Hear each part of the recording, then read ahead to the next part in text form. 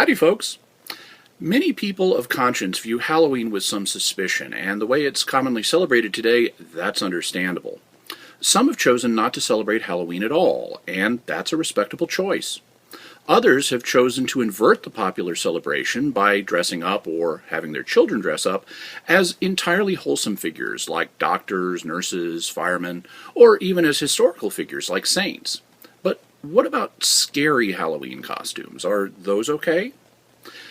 Drama is a human universal. It's something that people in all cultures appreciate, and it's something that we participate in from our earliest days.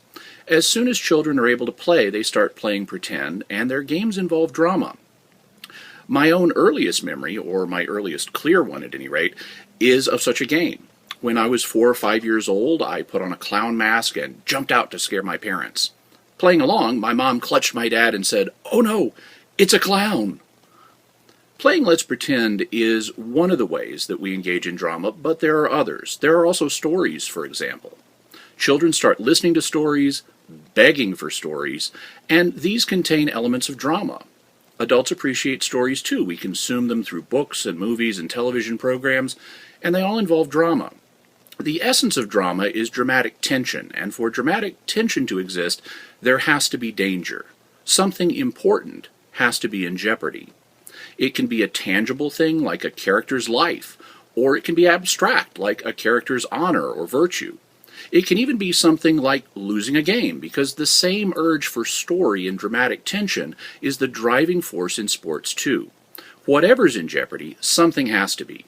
Without danger, there is no dramatic tension, no drama, and no story worth listening to or telling. Why is this? Well, you'll notice that the impulse to play isn't unique to human beings. You can also see kittens and puppies play fighting as soon as they're able to. They're not really trying to hurt each other, though sometimes that happens. Most of the time, though, they're having a ball. They're clearly enjoying it. And the same applies to children who have the same impulse to play and engage in mock fights. The reason for this impulse, both in other species and our own, is clear. We live in a dangerous world, and we need to be able to handle the danger.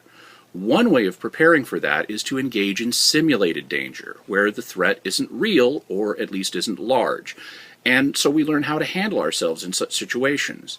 In other words, we learn how to face real dangers by facing pretend ones first. Thus, kittens and puppies engage in play fights to prepare for the real fights they'll have to face as adult dogs and cats. Humans also have the play impulse to help us learn to face danger. Of course, in order to get us to engage in situations of simulated danger, we have to like them. That's why kittens and puppies and humans enjoy them so much. By God's design, we're programmed to like situations of simulated danger. We like roller coasters and games and sports and movies. They're fun. The fact that they're fun gets us to engage in them, and engaging in them helps us prepare to face real dangers. Sure, we may never be attacked by an actual horde of zombies, but having faced one, even in fictional form, helps us learn to master our emotions and face real danger when it comes. And it will, because this is a fallen world. Of course, if you're playing pretend or acting out a story, someone has to play the source of danger. So we're programmed to like that too. If you watch small children playing, you're going to see one of them suddenly say, "I'm a monster! Grrr!" And the game will go on with shrieks of delight and laughter. Because the other children know that the one pretending to be a monster doesn't really mean them any harm. It's just pretend. It's play. In fact, the child playing the monster is trying to help them all have an exciting, thrilling time. It is possible, though, to go too far. Sometimes kids do get malicious. Sometimes, without malice, they get too rambunctious and the danger starts to become real. And that's when parents need to intervene. The same thing can happen with Halloween. As long as everybody understands that everything is just pretend, just for fun, and nobody really means anyone any harm, it's harmless, or at least as harmless as putting on a play or watching a movie. But not all plays and not all movies are for all people. Some children may be too sensitive. And so we need to engage in critical thinking. Parents need to make decisions for their children about what, if any, Halloween costumes and celebrations are appropriate for them. They also need to keep an eye on their own participation in Halloween and drama in general, without being either overly lax or overly scrupulous. In other words, we need to use our brains. Brains. If you like the information I've presented here, I'd invite you to check out my Secret Information Club. If you're not familiar with it, the Secret Information Club is a free service that I operate by email.